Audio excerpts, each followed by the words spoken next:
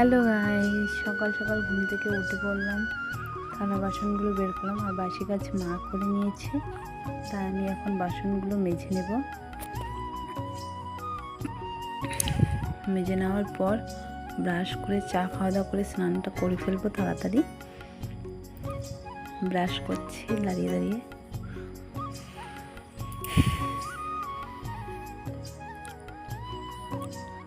চা খাওয়া দাওয়া করে এখন স্নান করে ঠাকুর পুজো দেবো, তাই সিঁদুর পরে নিচ্ছি।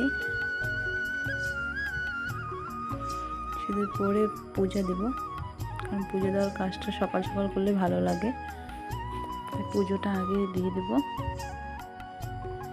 তবে আজকে বনু রান্না করবে, তাই আর রান্না করলাম না। তারপর আমার মেয়েকে রেডি করে দিচ্ছি, কারণ স্কুলে যাবে। স্কুলের গাড়ি 11টার দিকে আসে, তাই তাড়াতাড়ি খাওয়া দাওয়া করে রেডি করে দিচ্ছি।